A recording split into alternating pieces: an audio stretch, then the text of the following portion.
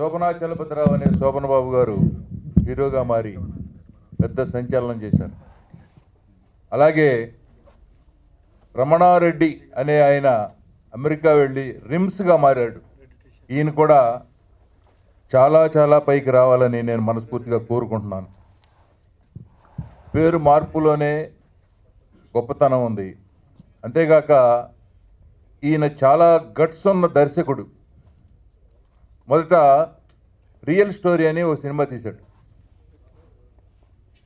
మా ఇంటి పక్కనే ఆఫీస్ ఉండేది, నేను వెళ్ళి కూర్చుంటే ఉండేవాడిని. ఎప్పుడు పబ్లిసిటీ కొత్త రకంగా ఉండాలి, కొత్త రకంగా ఉండాలి అని డిజైన్స్ దగ్గర కూర్చుని చేయించుకునేవాడు. ఒక సీనియర్ మోస్ట్ ఆర్టిస్ట్ డబ్బింగ్ చెప్పలేదు ఆ సినిమాకి చాలా రోజులు. ఏం చేయాలండి అని ఒక చిన్న క్వశ్చన్ మార్క్ పెడితే, తీసేయండి, వేరే వాళ్ళతో చెప్పించండి, రిలీజ్ చేయండి అంటే రెడ్డి గారు వెంటనే వాయిస్ మార్చేసి వేరే వాళ్ళతో ఆ సినిమా చెప్పించి సినిమా రిలీజ్ చేశాడు. అంత గట్స్ ఉన్న దర్శకుడు ఈ రిమ్స్ గారు. ఈ సినిమాతో నువ్వు చాలా పైకి వెళ్తావా అంటే వెంటనే ఎక్కడికి వెళ్ళాడు? అమెరికా వెళ్ళిపోయాడు. అమెరికా వెళ్ళిపోయి అక్కడ కష్టపడి గ్రీన్ కార్డు సంపాదించి అక్కడ నుంచి మళ్ళీ ఈ సినిమా గుల అనేది ఒకసారి వస్తే పోదు, అక్కడ సినిమా మొదలుపెట్టాడు. ఈ గ్రీన్ కార్డ్ అనే సినిమా 90% అమెరికాలోనే షూట్ చేసి ఒక 10% ఇండియాలో ఇక్కడ కొంచెం మన వాళ్ళని మిక్స్ చేసి సినిమా ఫినిష్ అయిపోయింది గ్రీన్ కార్డ్. దీనిలో నిజంగా ఈ సినిమా అందరూ తప్పక చూడాల్సిన సినిమా.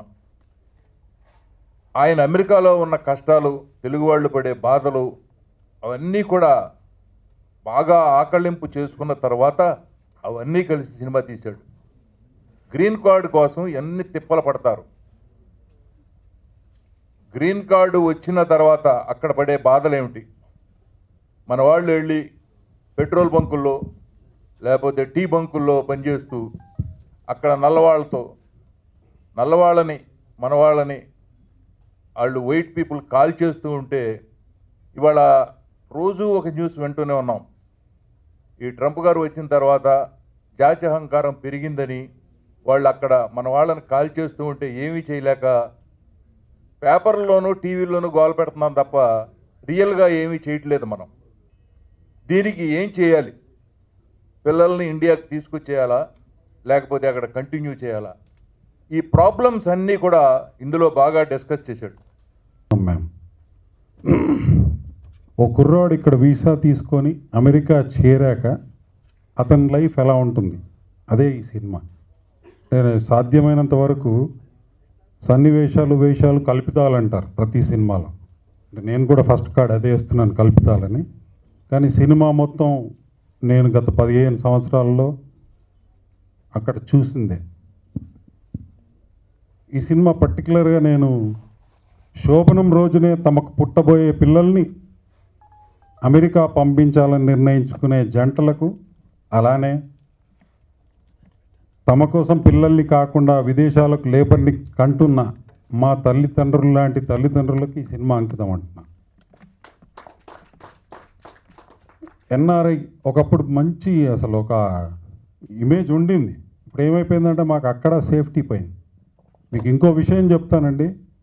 ఎన్ఆర్ఐగా ఇక్కడికి వస్తే చాలామందికి చికెన్ స్మెల్ వస్తుంది. ఎప్పుడు కోసేస్తాం అంటే మా స్టేజ్ అలా ఉండింది ఇండియాలో. ఎక్కడికి వెళ్ళినా ఎన్ఆర్ఐ అనగానే వీడికి ఫ్రీగా డబ్బులు వస్తాయి, వీడి దగ్గర ఎలాగలా నొక్కాలనే ఆలోచననే చాలామంది. అంటే మేము పర్సంటేజ్ ఎక్కువ చూస్తాం. మీ దగ్గర ఇంత ఓపెన్గా ఎవరు చెప్పుండరు, నేను చెప్తున్నా ఓపెన్గా. నెక్స్ట్ ఏంటంటే ఇప్పుడు ఎలా ఉంటుందంటే మా పొజిషను ఇక్కడికన్నా ఎక్కువ అక్కడ భయం. సో 2 కంట్రీస్లో కూడా మేము ప్రాబ్లమ్స్ ఫేస్ చేసే స్టేజ్ వచ్చింది అని మీరు రోజు పేపర్లో చూస్తున్నారు.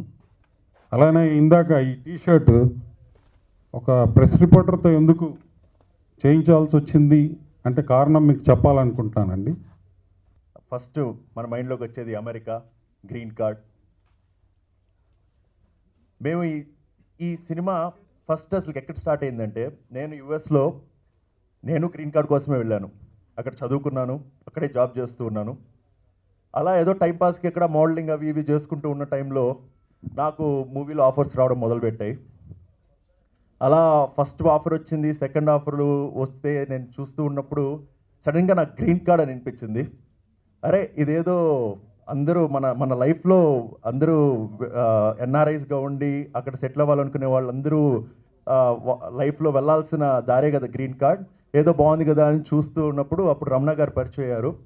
నాకు ఇమీడియట్లీ గ్రీన్ కార్డ్ అని చెప్పంగానే, ఆ స్టోరీ చెప్పంగానే నేను ఎగిరి గంతేసినంత పని అయింది అక్కడ.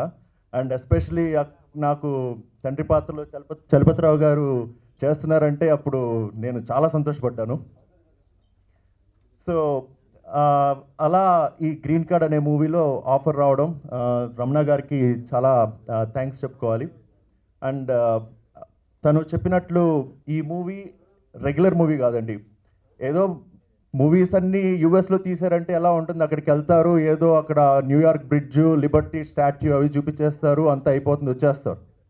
కానీ ఇక్కడ ఎవ్రీ లొకేషను తను ఆచి తూచి సెలెక్ట్ చేసుకున్నారు మొత్తం. ఇప్పుడు మేమేంటంటే ఏముందండి ఇక్కడ లోపల తీసేసుకోవచ్చు కదా అంటే లేదు, మీకు క్లైమేట్ బాగున్నా ఎట్లున్నా కానీ, మీకు వెయిట్ చేసైనా కానీ బయటనే జనాలకి లొకేషన్స్ చూపించాలని లొకేషన్స్కి అంత ఇంపార్టెన్స్ ఇచ్చి మరి ప్రతి ఒక్క ఆస్పెక్ట్ని అంత జాగ్రత్తగా టేక్ కేర్ చేసి చాలా కష్టపడి తీసిన మూవీ ఇది. అండ్ చాలా థ్యాంక్స్ అండి. I'm really happy to be part of this movie. And Ramana garu, Chalapathi Rao గారు చెప్పినట్లు తన టాలెంట్ నేను చెప్పడం కాదు, మీరే చూస్తారు. హీఈస్ వన్ మ్యాన్ ఆర్మీ అన్నట్లు మూవీని ఒక్క చేత్తో నడిపించే శక్తి ఉంది. అట్లే లైక్ మన టెక్నీషియన్స్ అందరూ చాలా చాలా ఎక్స్పీరియన్స్డ్. అండ్ అసలుకి మూవీ షూటింగ్ చెప్పాలంటే నాకు అసలుకి ఒక పిక్నిక్ లాగానే జరిగిపోయింది. నాకు అసలుకి ఒక మూవీ చేస్తున్నట్లేదు. This is my first movie. దీనికి ముందు ఒక 2 షార్ట్ ఫిల్మ్స్ తీస్తున్నాను. షార్ట్ ఫిల్మ్స్ నేను మెయిన్గా మోడలింగ్, నేను like bodybuilding, physique shows అవి ఇవి చేసుకుంటూ, నా మెయిన్ స్ట్రీమ్ వచ్చేసి నేను ఐటీలో పనిచేసుకుంటూ ఉంటాను. సో ఇట్లా చేసుకుంటూ ఉండి నాకు మూవీ యాక్టింగ్ అన్నప్పుడు ఓకే మనం ఏమి ఎక్స్పీరియన్స్ లేదు. Fucking party. For those of you that like to hold up the wall, I need for you to get to the back of the building, 'cause we are about